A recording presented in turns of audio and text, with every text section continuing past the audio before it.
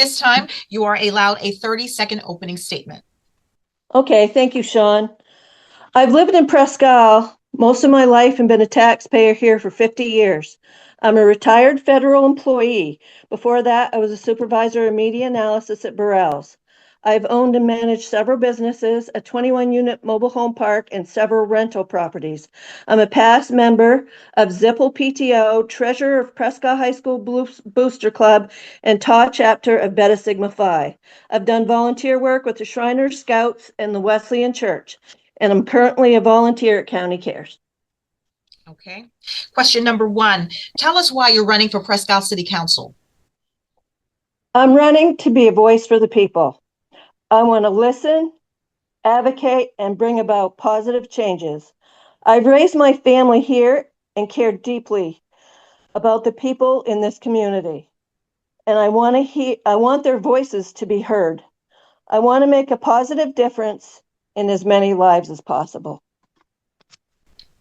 Question number 2. How will you address the ongoing economic concerns like inflation, rising costs, and most importantly, heavy tax burden impacting Presque Isle residents? Some of the things that are happening are beyond our control, but we need to take action. I feel we need responsible budgeting, avoid unnecessary spending, and we need to seek out federal and state grants. With inflation and rising costs, we need to take pressure off the taxpayers. They're already burdened enough. Question number 3. What community issues are specifically important to you, and how do you hope to address them as a city councilor? Well, I've spoken with quite a few citizens, and 3 things that keep coming up in conversation: property taxes, homelessness, and a drug problem. As far as taxes go, I feel the city needs to tighten its belt and look at expenditures to see if can be reductions and ways to reduce costs. We also need to look into what grants can be available so that taxes don't have to be raised. With inflation as it is, people can't handle higher taxes. People have spoken of leaving Presque Isle, and we don't need that to happen. I've also spoken to people that live outside of Presque Isle, and they wouldn't move here because of the taxes. Homelessness, I've started looking into that already. Currently, we have an emergency warming shelter with 23 cots. People can shower, wash clothes, and have breakfast and dinner. The hours are 7 a.m. to 7 p.m. We need to have a place for them to stay during the day.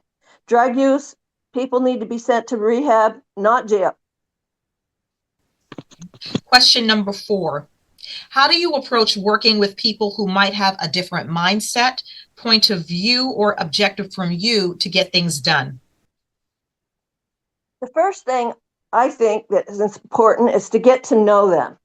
Knowing them gives insight as to why they think the way they do. Next is to totally listen to what they have to say and try to build on that.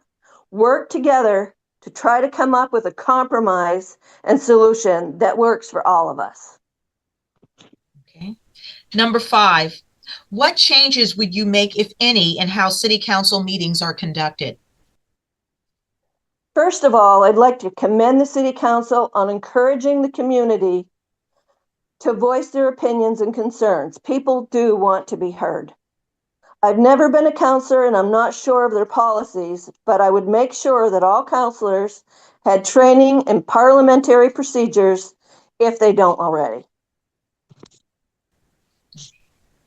Question number 6. What's your stance on the use of social media as a counselor? I think social media is a great tool to keep citizens informed. However, if a counselor uses social media for official use on their personal page, they have to be careful because there can be ramifications. I feel that a counselor needs to set an example to the public, both on their personal page and their official pages. Counselors represent the city, and I think they need to be professional and try not to respond emotionally. At this time, you are allowed a 30-second closing statement. Okay, thank you for your time, Sean. I want the best for this city, and I hope you have confidence that I can help make it what it can be. The other day, a friend put a saying on social media that I thought was very touching. I don't know the author. When asked why kindness matters, I said, because someone out there is grieving, drained, or just trying to survive, and your kindness may be the only gentle moment in their day. That's how I want to serve. Thank you so much for taking the time to talk with us.